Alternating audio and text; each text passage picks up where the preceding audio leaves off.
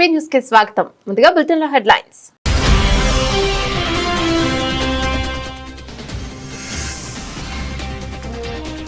Ukraine కు మద్దతుగా నిలిచే దేశాలను లక్ష్యంగా చేసుకుంటామన్న పుతిన్. ఆ దేశాలను లక్ష్యంగా చేసుకునే హక్కు ఉందని స్పష్టీకరణ.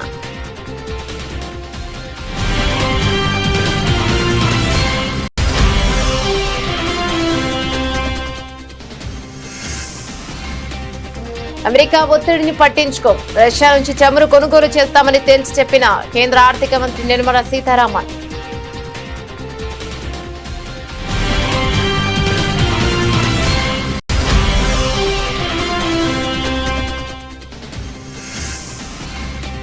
చైనాతో సరిహద్దు, పాక్తో ప్రాక్సీ యుద్ధం సహా భారత్ కు 6 ప్రధాన సవాళ్లు. సిడిఎస్ చౌహాన్ వ్యాఖ్యలు.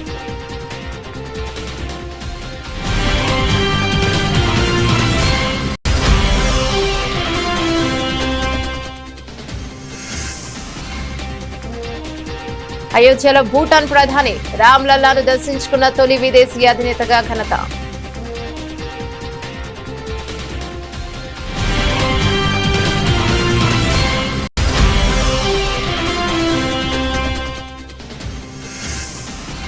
గత కేసీఆర్ ప్రభుత్వంపై సీఎం రేవంత్ రెడ్డి ఘాటు వ్యాఖ్యలు. రెవెన్యూ ఉద్యోగులను దొంగలుగా చిత్రీకరించిందంటూ ఆరోపణ.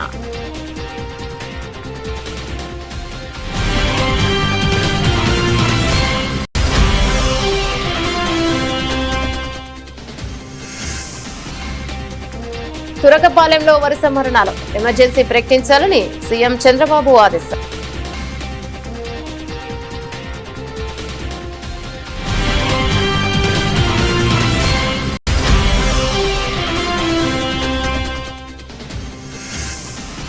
కవిత వ్యాఖ్యలపై స్పందించిన మాజీ మంత్రి హరీష్ రావు. ఉద్యమం నుంచి 25 ఏళ్లుగా తన ప్రస్థానం తెరిచిన పుస్తకమని వ్యాఖ్య.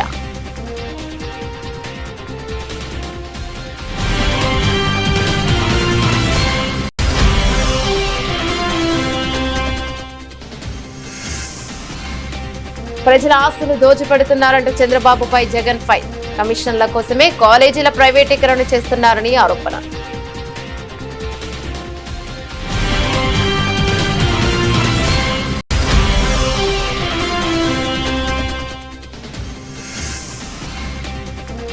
మహాగణపతికి భక్తుల ఘన వీడ్కోలు. మొదలైన ఖైరతాబాద్ గణేశుడి శోభయాత్ర.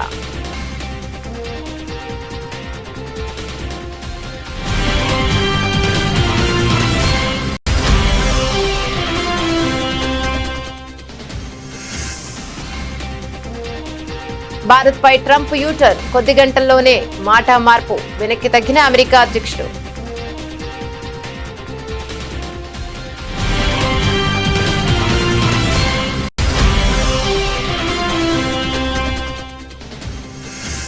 మెడికల్ కాలేజీలు ఆరోగ్యశ్రీ ప్రైవేట్ పరం చేసే నిర్ణయాలను వెనక్కి తీసుకోవాలి.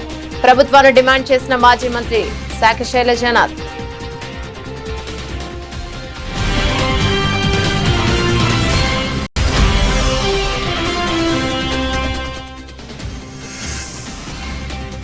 All time record. హైదరాబాద్ లో 2.32 కోట్లు పలికిన 10 కేజీల వినాయకుడి లడ్డు.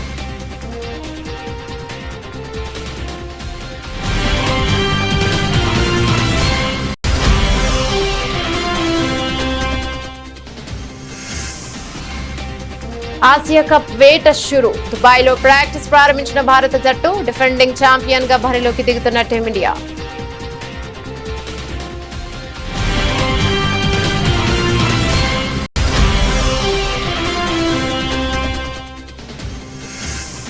సైమా వేడుకల్లో సత్తా చాటిన కల్కి. పుష్ప 2 చిత్రాలు. ఉత్తమ నటుడిగా అల్లు అర్జున్ కి అవార్డు దక్కగా ఉత్తమ నటిగా అవార్డు తీసుకున్న రష్మిక.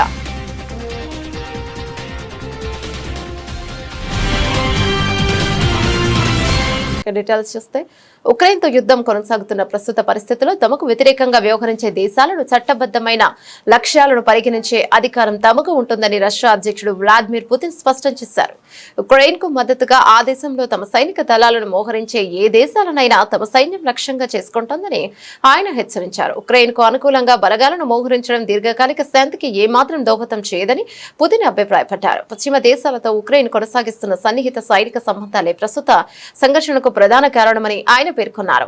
ఇరు దేశాల మధ్య శాంతి చర్చలు సఫలమై యుద్ధం ముగిస్తే ఉక్రెయిన్కు మద్దతుగా ఇతర దేశాల సైనిక దళాలను మోహరించాల్సిన అవసరం ఏమిటని ఆయన ప్రశ్నించారు. నిజంగానే దీర్ఘకాలిక శాంతిని కాంక్షిస్తే సైనిక బలగాలను మోహరింపు అవసరం లేదని పుతిన్ తేల్చి చెప్పారు. రష్యా నుంచి చమురు కొనుగోలు విషయంలో అమెరికా నుంచి వస్తున్న ఒత్తిళ్లకు భారత్ తలొగ్గే ప్రసక్తే లేదని కేంద్ర ఆర్థిక మంత్రి నిర్మలా సీతారామన్ స్పష్టం చేశారు. కేవలం దేశ ప్రయోజనాలను అవసరాలను దృష్టిలో ఉంచుకునే తమ నిర్ణయాలు ఉంటాయని ఆమె తేల్చి చెప్పారు. రష్యా నుంచి చమురు కొనుగోలును కొనసాగిస్తామని కుండబద్దలు కొట్టారు. ఈ విషయం రష్యా చమురు అయినా మరేదైనా సరే మాకు ఏది అనుకూలంగా ఉంటే ఆ నిర్ణయమే తీసుకుంటాం. ముఖ్యంగా ధర, రవాణా వంటి అంశాలను పరిగణలోకి తీసుకుంటాం. విదేశీ మారక ద్రవ్యం భారీగా ముడిపడి చమురును ఎక్కడి నుంచి కొనాలనేది పూర్తిగా మా అవసరాలపై ఆధారపడి ఉంటుంది. కాబట్టి మేం నిస్సందేహంగా రష్యా నుంచి చమురు కొనుగోలు చేస్తామని ఆమె వివరించారు. దేశ దిగుమతులలో బిల్లులో అత్యధిక వాటా ముడి చమురుదేనని ఆమె మరోసారి గుర్తు చేశారు. రష్యా నుంచి చమురు కొనుగోలు చేయడం ద్వారా ఉక్రెయిన్ యుద్ధానికి భారత్ పరోక్ష ఆర్థిక సాయం అందిస్తోందని అమెరికా అధ్యక్షుడు డొనాల్డ్ ట్రంప్ తీవ్ర ఆరోపణలు చేసిన విషయం తెలిసిందే. ఈ నేపథ్యంలోనే ఆగస్టు 27 నుంచి భారత్ పై మొత్తం 50% దిగుమతి సుంకాన్ని ఆయన విధించారు. ఈ పరిణామాల నేపథ్యంలో నిర్మలా సీతారామన్ చేసిన వ్యాఖ్యలు ప్రాధాన్యం సంతరించుకున్నాయి. భారతదేశ జాతీయ భద్రతకు సంబంధించిన 6 కీలక సవాళ్లు ఉన్నాయని, వీటిని ఎదుర్కొనేందుకు దేశం నిరంతరం సిద్ధంగా ఉండాలని chief defence staff CDS general Anil Chauhan స్పష్టం చేశారు. భవిష్యత్తులో యుద్ధాలు కేవలం భూమి, ఆకాశం, సముద్రానికే పరిమితం కాదని బహుముఖ రంగాల్లో పోరాటానికి సన్నద్ధం కావాలని ఆయన పిలుపునిచ్చారు.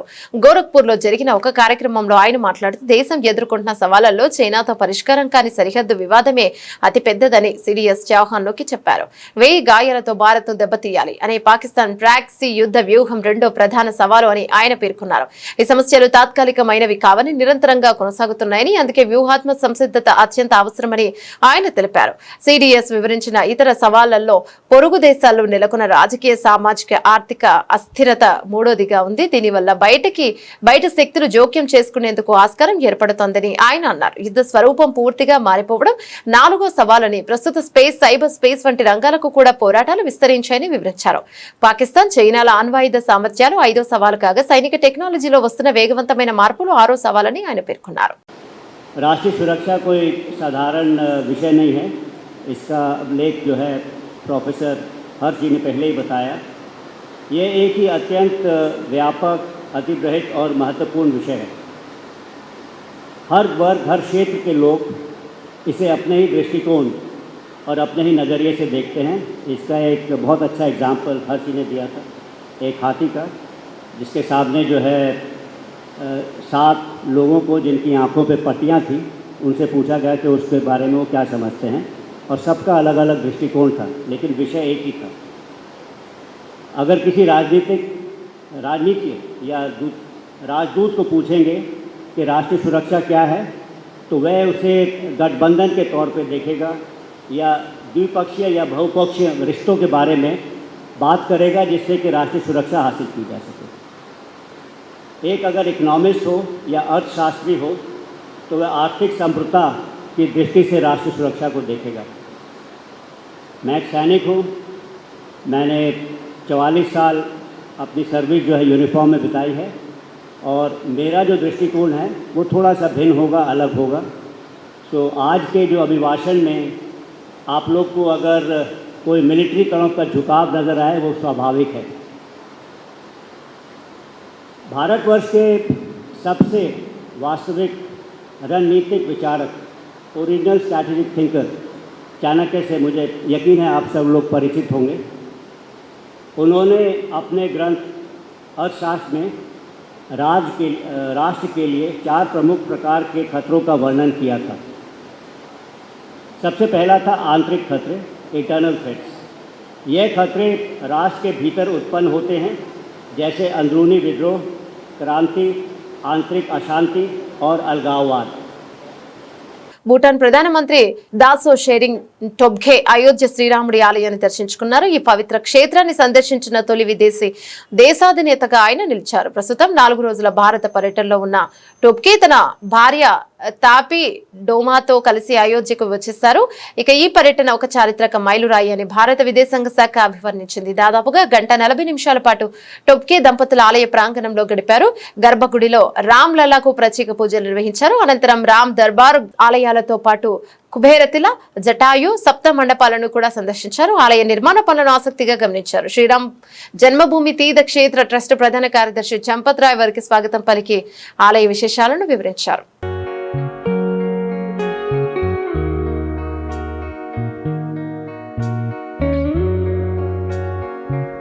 రెవెన్యూ శాఖలో మెరుగైన సేవల కోసం గ్రామ పాలన అధికారుల జీపీఓను నియమించినట్లు తెలంగాణ ముఖ్యమంత్రి రేవంత్ రెడ్డి స్పష్టం చేశారు. తెలంగాణ రాష్ట్ర సాధనలో రెవెన్యూ సిబ్బందిని కీలక పాత్ర పోషించారని ఆయన పేర్కొన్నారు. శుక్రవారం హైదరాబాద్ లోని హైటెక్స్ లో కొలువుల పండుగ కార్యక్రమంలో భాగంగా గ్రామ పాలన అధికారుల జీపీఓకు సీఎం రేవంత్ రెడ్డి నియామక పత్రాలను అందజేశారు. అనంతరం సీఎం రేవంత్ రెడ్డి మాట్లాడుతూ తెలంగాణలో తొలి సీఎం మన బతుకులు మారుస్తారని మనమంతా నమ్మామన్నారు. రెవెన్యూ ఉద్యోగులను దొంగలుగా చిత్రీకరించు గత కేసీఆర్ ప్రభుత్వంపై ఆయన ఆగ్రహాన్ని వ్యక్తం చేశారు.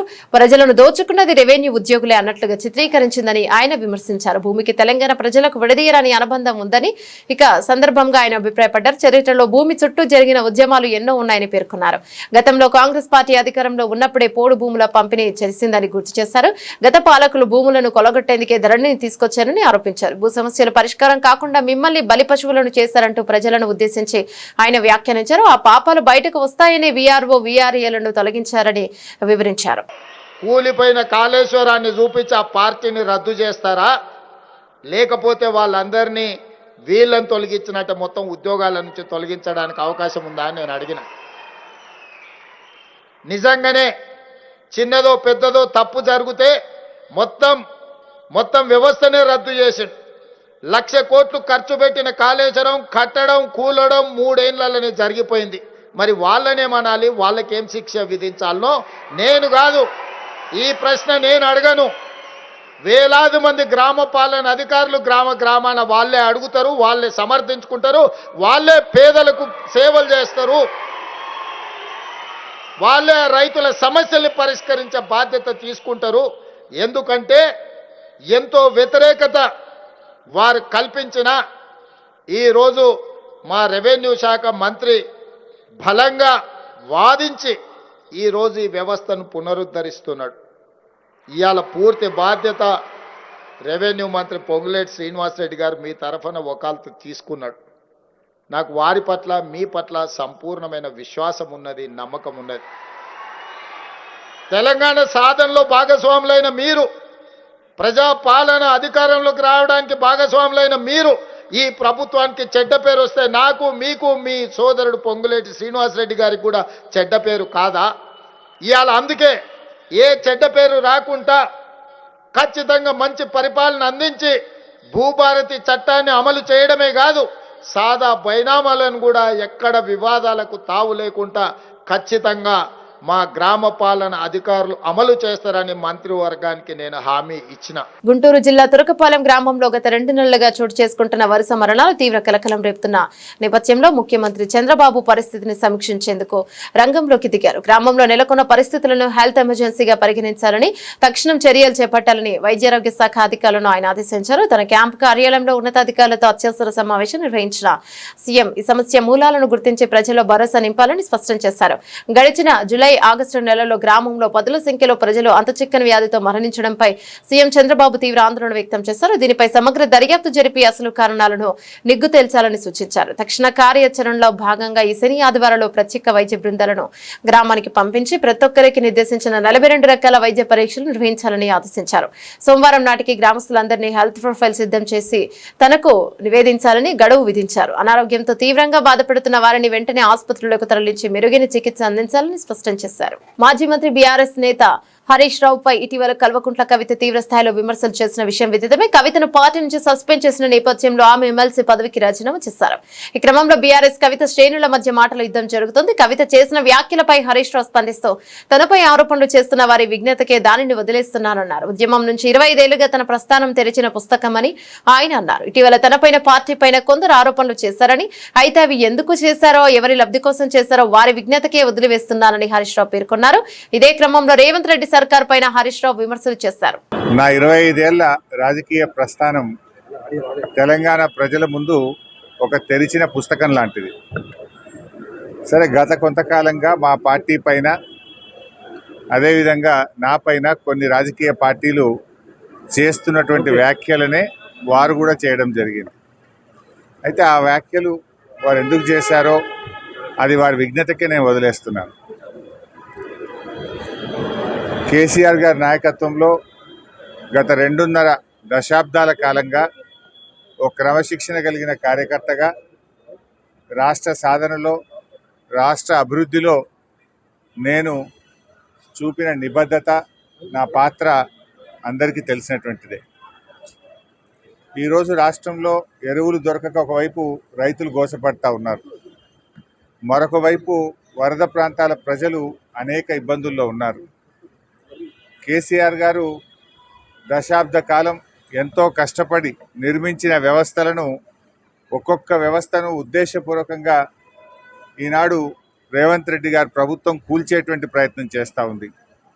సో ఇటువంటి పరిస్థితుల్లో కష్టాల్లో ఉన్న ప్రజల్ని ఆదుకునే విషయంలో, తెలంగాణ ద్రోహుల చేతుల్లో నుంచి ఈ రాష్ట్రాన్ని కాపాడుకునే విషయంలో మా దృష్టి అంతా ఉంటుంది. సో మేము ఈ రాష్ట్ర సాధనలో పోరాటం చేసిన వాళ్ళం, ఈ రాష్ట్రాన్ని కాపాడుకోవడంలో బాధ్యత కలిగిన వాళ్ళం. సో మా సమయాన్ని అంతా కూడా దాని మీదనే మేము వెచ్చిస్తాం. తప్పకుండా కేసీఆర్ గారి నాయకత్వంలో తిరిగి బీఆర్ఎస్ పార్టీని అధికారంలో తెచ్చుకొని ఈ ప్రజలు పడుతున్న కష్టాలను తొలగించడానికి అందరం కలిసికట్టుగా ముందుకు సాగుతాం. చంద్రబాబు మీరు అనుకున్నంత పని చేశారు అంటూ వైసీపీ అధినేత జగన్ తీవ్ర స్థాయిలో ధ్వజమెత్తారు. టీడీపీ ప్రభుత్వం ప్రజా సంపదను కొలగొడుతోందని, కమిషన్ల కోసం ప్రభుత్వ ఆస్తులను తమ వారికి కట్టబెడుతోందని మండిపడ్డారు.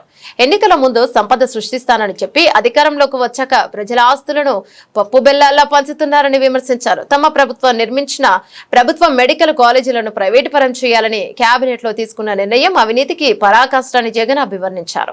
వైసీపీ ప్రభుత్వ హయాంలో ప్రారంభించిన మెడికల్ కాలేజీలను ప్రైవేట్ పరం చేయడం వెనుక భారీ కుట్ర ఉందని జగన్ ఆరోపించారు. ప్రభుత్వ ఆస్తులను దోచుకోవడానికి మీరు మంత్రివర్గ సమావేశాలు పెడుతున్నట్టుంది. కమిషన్ల కోసం ప్రభుత్వ మెడికల్ కాలేజీలను ప్రైవేటు పరం చేయడం ద్వారా మీరు చరిత్రహీనులుగా మిగిలిపోతారు అని చంద్రబాబును ఉద్దేశించి తీవ్ర వ్యాఖ్యలు చేశారు. ఈ నిర్ణయం రాష్ట్రానికి శాశ్వతంగా అన్యాయం చేస్తోందని ఆయన ఆవేదన వ్యక్తం చేశారు.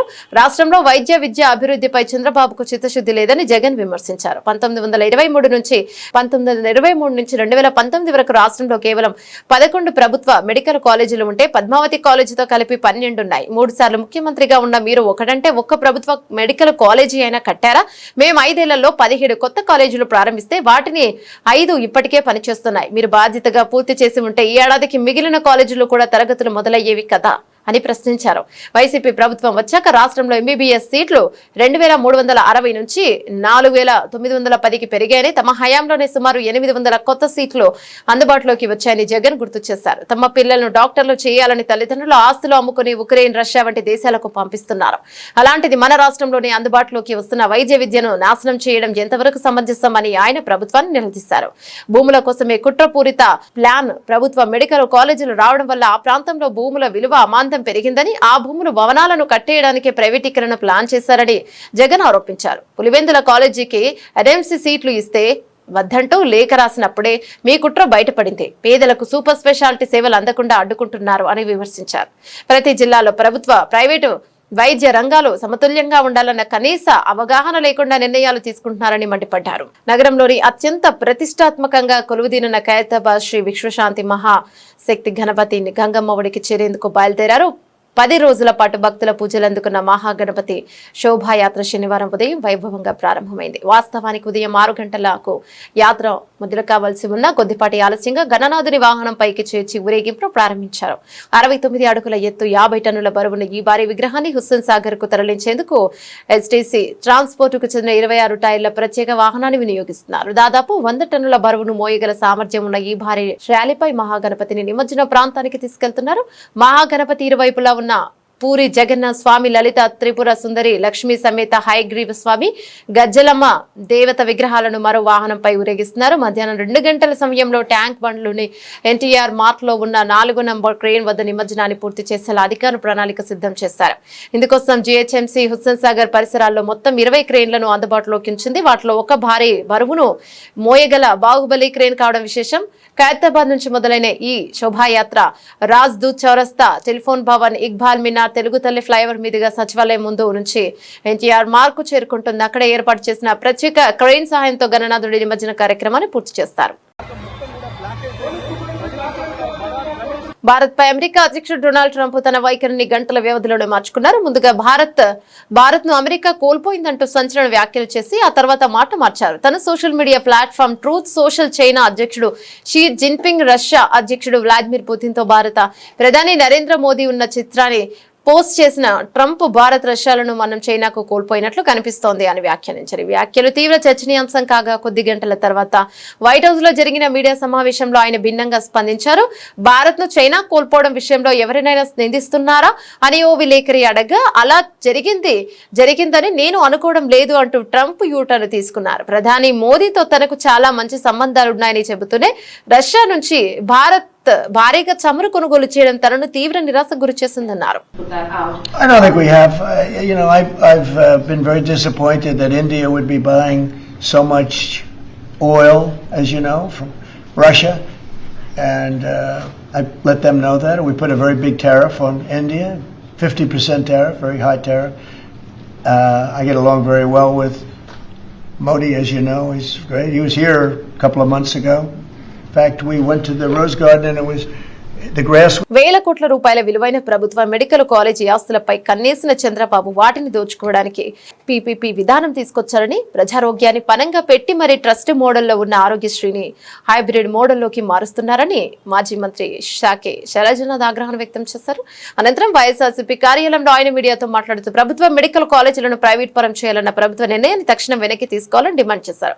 ప్రజలకు ఉచితంగా మెరుగైన వైద్యాన్ని అందించాల్సిన బాధ్యత నుంచి అక్రమంగా తప్పుకునేందుకే సీఎం చంద్రబాబు ఇటువంటి తప్పుడు నిర్ణయాలు తీసుకుంటున్నారని ధ్వజమెత్తారు. అత్యంత దుర్మార్గమైన నిర్ణయాలు చేశాడు. ఒకటి, ప్రైవేట్ మెడికల్ కాలేజీని ఆంధ్రప్రదేశ్ రాష్ట్రంలో పెడతాము పీపీపీ మోడ్ కింద అని 10 కాలేజీలు పెడతా ఉన్నామని చెప్పుకున్నాడు చంద్రబాబు నాయుడు గారు. ఇంత దుర్మార్గమైన ఆలోచన, మోసపూరితమైన వైఖరి మీకు తప్ప ఇంకెవరికి ఉండదని చెప్పడానికి ఏమాత్రం కూడా సంకోచం పడడం లేదు. జిల్లాకొక్క ప్రభుత్వ ఆధ్వర్యంలోనే మెడికల్ కాలేజీ ఉండాలి అని జగన్మోహన్ రెడ్డి గారి యొక్క గొప్ప నిర్ణయం మేరకు ప్రతి జిల్లాలో కూడా ఒక ప్రభుత్వ మెడికల్ కళాశాల స్థాపించే ప్రయత్నం చేశారు. ఒక ప్రభుత్వ మెడికల్ కళాశాల స్థాపించడం అంటే వివిధ స్థాయిల్లో ఉన్న ప్రజా ఆరోగ్య రంగాన్ని బలోపేతం చేయడం. మీరు అధికారంలోకి వచ్చినప్పటి నుంచే మీ యొక్క దుష్ట బుద్ధిని బయట పెడతా వచ్చారు. చివరికి పులివెందుల మెడికల్ కళాశాలలో 50 సీట్లు వచ్చినప్పటికి కూడా నిజంగా అంత నిస్సిగ్గుగా ఏ విధంగా రాయగలిగారో మీకే అర్థం కావాలి. మాకు సీట్లు వద్దు, ఇంకా పూర్తి కాలేదు అవసరాలు కాబట్టి మాకు సీట్లు వద్దని రాసిన ఏకైక ప్రభుత్వం ఇది దేశంలో. ఈ దేశంలోని వివిధ రాష్ట్రాల ప్రజలు, వివిధ రాష్ట్రాల ప్రభుత్వాలు తమ ప్రాంతాల్లో ప్రభుత్వ మెడికల్ కళాశాల కోసం కష్టపడుతూ ఉంటాయి. ఆల్రెడీ అనుమతులు వచ్చిన వాటిని కూడా కాదని చెప్పే మీ యొక్క దుర్మార్గాన్ని మేము బయట చెప్పాలనుకుంటా ఉన్నాం. మేము స్పష్టంగా అడుగుతున్నాం ప్రజల పక్షాన. ప్రజలు మాట్లాడుతూ ఉన్నారు. ఈ రోజున మీరు ప్రభుత్వ ఆస్తుల్ని అప్పనంగా, అంటే ప్రభుత్వ సంపదని అప్పనంగా మీకు కావలసిన వాళ్లకు లేక మీకు లబ్ధి చేకూర్చే వాళ్లకు అంటకు పెడతా ఉన్నారు, అప్పనంగా అప్పగిస్తున్నారని అందరం భావిస్తూ ఉన్నాం. కాదని మీరు చెప్పగలరా అని అడుగుతా ఉన్నాం. తెలుగు రాష్ట్రాల్లో గణేష్ నిమజ్జన వేడుకలు ఉత్సాహంగా సాగుతుండగా లడ్డూల వేలంపాటలో కొత్త రికార్డులు నమోదవుతున్నాయి. బండ్లగూడ జాగీర్ మున్సిపల్ కార్పొరేషన్ పరిధిలో కీర్తి రిచ్మండ్ విలాస్ లో నిర్వహించిన వేలంపాటలో గణపతి లడ్డు ఏకంగా 2.32 కోట్లకు అమ్ముడుపోయింది. శుక్రవారం జరిగిన ఈ వేలంపాటలో గత ఏడాది రికార్డును తిరగరాస్తూ ఈ భారీ ధర పలికింది. కీర్తి రిచ్మండ్ విలాస్ కమ్యూనిటీలో వినాయక నవరాత్రులను ప్రతి ఏటా ఘనంగా నిర్వహిస్తారు. వేడుకల్లో భాగంగా నిమజ్జనానికి ముందు లడ్డు వేలం వేయడం ఇక్కడ ఆనవాయితీగా వస్తోంది. ఏడాది జరిగిన వేలంలో లడ్డును 2,31,95,000 వెచ్చించి దక్కించుకున్నారు. ఈ భారీ మొత్తం నగరంలోని ఒక కమ్యూనిటీలో పలికిన అత్యధిక ధరగా నిలిచింది.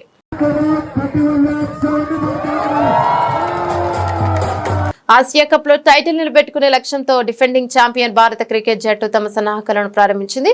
టోర్నమెంట్ కు ఆతిథ్యం ఇస్తున్న యుఏఈకి ముందుగానే చేరుకున్న టీమిండియా శుక్రవారం దుబాయ్ లోని ఐసీసీ అకాడమీలో పూర్తిస్థాయి ప్రాక్టీస్ సెషన్ లో పాల్గొంది. హెడ్ కోచ్ గౌతమ్ గంభీర్ పర్యవేక్షణలో ఆటగాళ్లంతా నెట్స్ లో చెమటొచ్చారు. ఇటీవల ఇంగ్లాండ్ తో ముగిసిన టెస్ట్ సిరీస్ తర్వాత భారత ఆటగాళ్లు కలిసి శిక్షణ తీసుకోవడం ఇదే తొలిసారి. Captain Suryakumar Yadav, vice captain Shubman Gill, Sanju Samson, Jitesh Sharma వంటి కీలక ఆటగాళ్లు నెట్స్ లో చాలాసేపు బ్యాటింగ్ ప్రాక్టీస్ చేశారు. అక్కడి వాతావరణానికి అలవాటు పడేందుకు ఈసారి జట్టు యాజమాన్యం భారత్ లో ఎలాంటి ప్రత్యేక శిబిరం నిర్వహించకుండా నేరుగా దుబాయ్ లోని శిక్షణకు మొగ్గు చూపింది. టోర్నీలో అందరి దృష్టి స్టార్ పేసర్ జస్ప్రీత్ బుమ్రా పైనే ఉంది. 2024 టీ20 ప్రపంచ కప్ ఫైనల్ తర్వాత బుమ్రా మళ్లీ ఈ ఫార్మాట్ లో ఆడనుండటం ఇదే తొలిసారి. సుమారు 40 రోజుల విరామం తర్వాత జట్టుతో కలిసిన అతను నెట్స్ లో ఉత్సాహంగా కనిపించాడు.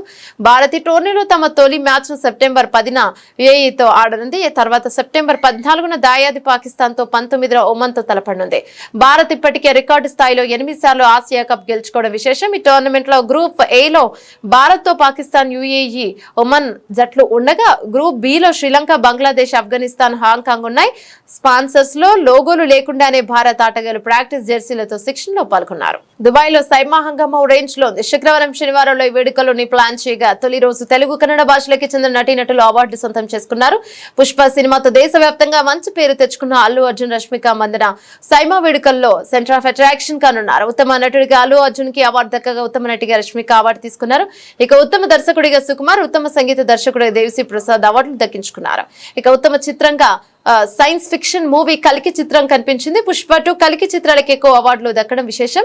వేడుకలో పాల్గొనేందుకు చాలా మంది స్టార్స్ ఇప్పటికే దుబాయ్ చేరుకున్నారు. తెలుగు, కన్నడ, తమిళ, మలయాళ భాషా చిత్రాలు, నటీనటులు, సాంకేతిక నిపుణులకు అవార్డులను అందజేసి సత్కరించే సైమా వేడుకలు ఇప్పుడు జరుగుతుంది. 13వ ఎడిషన్. అయితే ఈ వేడుకలలో బెస్ట్ యాక్టర్ క్రిటిక్స్ అవార్డును హనుమాన్ సినిమా తేజ సజ్జా దక్కించుకున్నారు. ఇక బెస్ట్ యాక్టర్ ఫీమేల్ డెబ్యూటెంట్ అవార్డును హీరోయిన్ భాగ్యశ్రీ గెలుచుకుంది. బులెటిన్ ముగించే ముందు హెడ్లైన్స్ మరోసారి.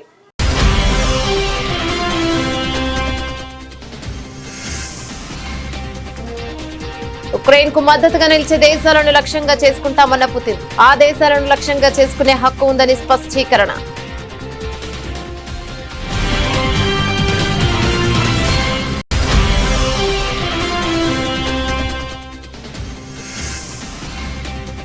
అమెరికా ఒత్తిడిని పట్టించుకో, రష్యా నుంచి చమురు కొనుగోలు చేస్తామని తేల్చి చెప్పిన కేంద్ర ఆర్థిక మంత్రి నిర్మలా సీతారామన్.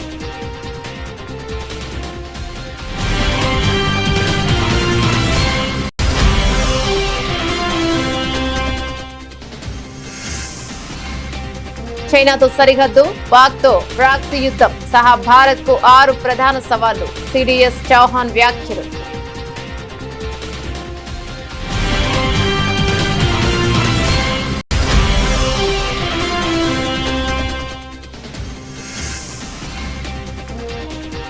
అయోధ్యలో భూటాన్ ప్రధాని రామ్లల్లాను దర్శించుకున్న తొలి విదేశీ అధినేతగా ఘనత.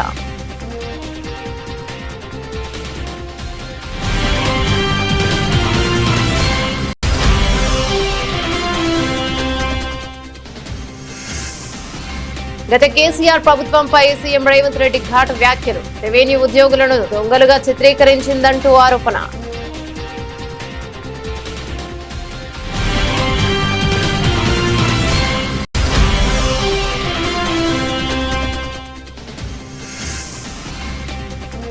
తురకపాలెంలో వరుస మరణాలు. ఎమర్జెన్సీ ప్రకటించాలని సీఎం చంద్రబాబు ఆదేశం.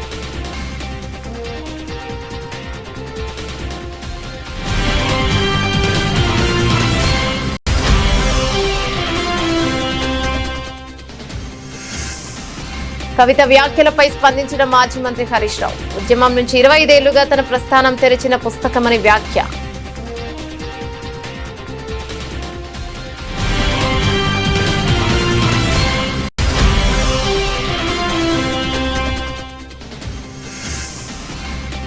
ప్రజల ఆస్తులు దోచిపెడుతున్నారంటూ చంద్రబాబుపై జగన్ ఫైర్. కమిషన్ల కోసమే కాలేజీల ప్రైవేటీకరణ చేస్తున్నారని ఆరోపణ.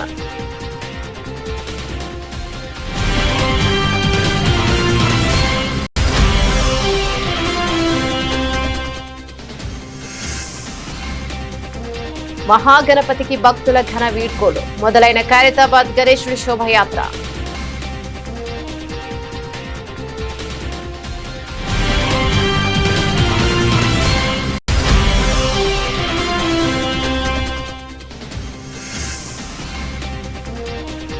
భారత్ పై ట్రంప్ యూటర్న్. కొద్ది గంటల్లోనే మాట మార్పు. వెనక్కి తగ్గిన అమెరికా అధ్యక్షుడు.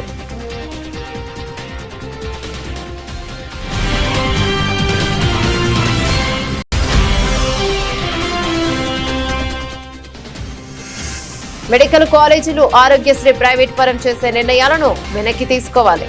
ప్రభుత్వాన్ని డిమాండ్ చేసిన మాజీ మంత్రి శాఖ శైలజనాథ్.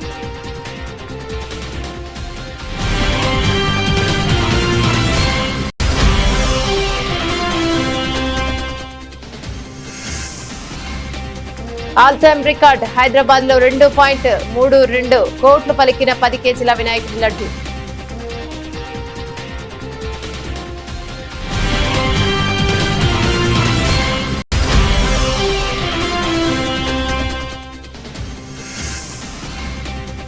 ఆసియా కప్ వేట షురు. దుబాయ్ లో ప్రాక్టీస్ ప్రారంభించిన భారత జట్టు. డిఫెండింగ్ ఛాంపియన్ గా బరిలోకి దిగుతున్న టీమిండియా.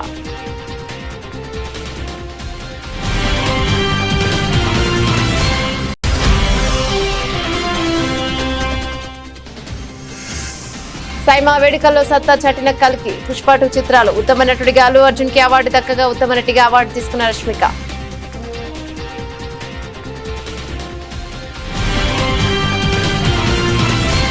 ఇవే బులెటిన్ డీటెయిల్స్. మరో బులెటిన్ మళ్ళీ కలుసుకుందాం. అంతవరకు సెలవు. నమస్తే.